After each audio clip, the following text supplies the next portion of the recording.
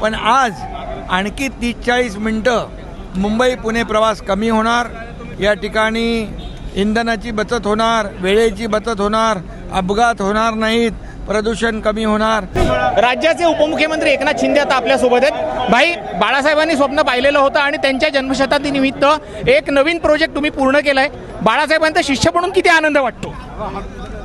बाळासाहेबांचं स्वप्न मुंबई पुण्याचा प्रवास अतिशय कमी वेळात झाला पाहिजे, हे स्वप्न त्यावेळेस नितीन गडकरी साहेबांनी मुंबई पुणे एक्सप्रेस देशातला पहिला एक्सप्रेस वे करून केला।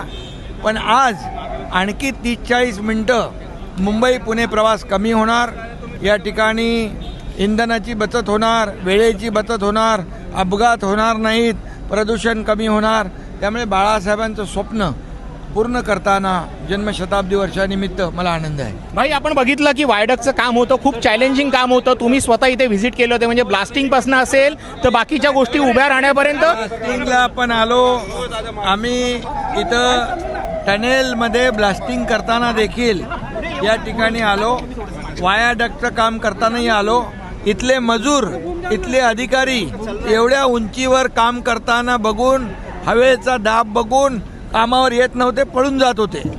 आणि अशा परिस्थितीमध्ये हे MSRDCने हे काम केलेलं आहे।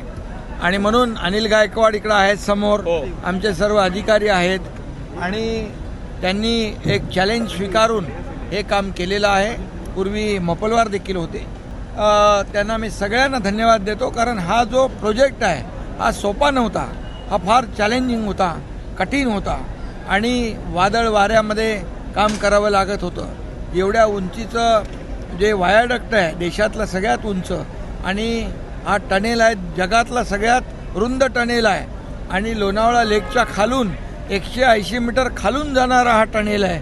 त्यामुळे हे एक इंजिनिअरिंगचा चमत्कार आहे। भाई, अगदी एक शेवटचा प्रश्न।